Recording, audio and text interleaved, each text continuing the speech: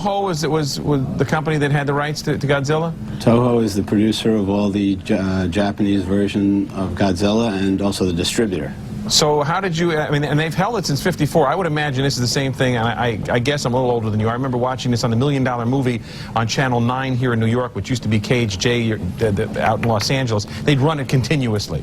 So well, I grew up in New York as well. Okay, so you remember that, $1 Million Movie. So what finally convinced them to say, okay, you can do this, and you can hear the rights? Well, timing. The timing was pretty good. I guess internally they were beginning to have conversations that if the right idea came along, they would entertain it, and they were happy with the proposal that we made. We presented to them the notion that this was probably 8 or 9 years ago.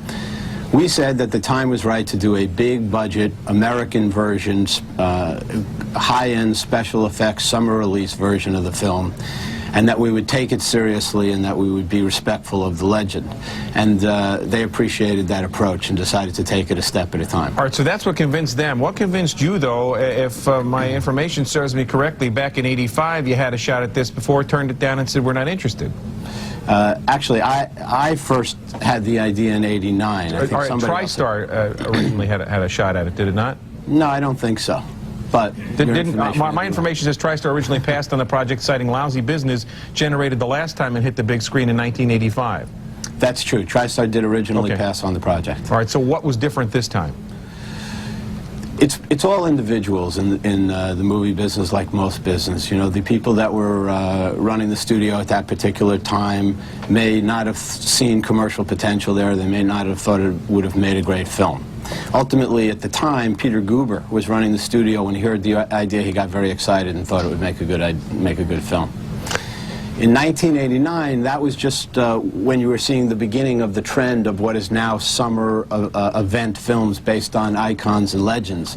You had Terminator 2 being made, and also you had morphing technology, the beginning of computer animated special effects. So you're starting to see a trend towards higher-end special effects and bigger event summer movies. This film is going to be released in excess of 7,000 screens. Back then, if a film was released on 3,000 screens, that was considered a very wide release. Yeah, I heard like 7,300 screens, something like that. And climbing. Yeah, let me ask you, the studio purposely has chosen not to show the entire monster in any one ad or trailer. How come? Well, this was initially the notion of the filmmakers Roland Emmerich and Dean Devlin. They felt that the look of the creature was very important, and they wanted to preserve revealing it to the public. And this was just an obstacle that Sony had to overcome. I think they've done a good job of creating like a striptease type of marketing campaign here, where they reveal pieces of the creature every couple of weeks. Pieces of him. Is he a nice guy, in a word?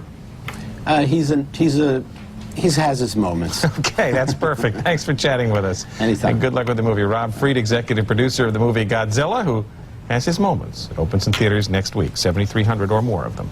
Well, Godzilla's foot is about the size of a bus, but his resume may be even longer. The monster has made 20 big screen appearances so far. Dennis Michael looks at the creature's history. It seems Tokyo has no defense. The original Gojira clambered out of Tokyo Bay back in 1954. He became Godzilla, king of the monsters, for a U.S. audience in 1956, when an American producer bought the rights and stitched in some new English-language footage of Raymond Burr playing a wild and crazy American reporter named, yes, Steve Martin, for a grand total of $100,000. Godzilla has been a passing interest in the U.S., but an absolute phenomenon in Japan, spawning 22 sequels and some competitors, like the prefab replacement Mechagodzilla. You're mistaken if you think your powers are a match for Mechagodzilla. And they toyed with the idea of letting the monster talk, kinda, in Godzilla vs. Gigan. Something funny going on. You better check. Godzilla took on the environmental issue by fighting the smog monster, who looks like he was inspired by Picasso, and he battled the monster Mothra, who is always accompanied by a tiny pair of twin girls who do most of their talking together. We come from Mothra Island. Note that Godzilla had undergone an eyebrow job by the time of Godzilla vs. Mothra. Toho made its share of spin-offs, Rodan notable among them, and inspired a number of imitators. Gorgo is basically Godzilla with an English accent. Commence!